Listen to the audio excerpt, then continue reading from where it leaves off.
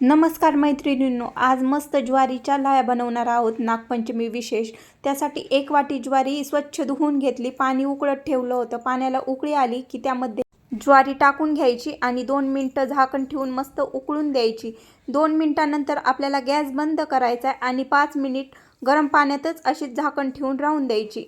5 मिनिटांनंतर झाकण काढायचं. एक चाळणा घेतलाय पुरणाचा, त्यावर ही ज्वारी टाकून घेतली आणि अशा पद्धतीने मध्यभागी गोल करून 5 मिनिट असेच पाणी निथळून घेतले ज्वारीतलं. त्यानंतर एक सुती कापड घेतले, त्यावर ही ज्वारी टाकून घेतली आणि 8 तास सावलीतच वाळवून घेतली. त्यानंतर एक कुकर ठेवलाय गॅसवर. आपल्याला आता मूठभर ज्वारी घ्यायची आणि कुकरमध्ये टाकायची. थोडीशी हलवून घ्यायची, जास्त हलवायची नाही. आणि अशी छान फुलायला लागली की लगेच आपल्याला झाकण ठेवून ह्या ज्वारीच्या लाह्या बनवून घ्यायच्यात. पाहू शकता मस्त मोगऱ्याच्या फुलासारख्या लाह्या झाल्यात. लिंक देत आहे, सविस्तर व्हिडिओ नक्की पहा. धन्यवाद.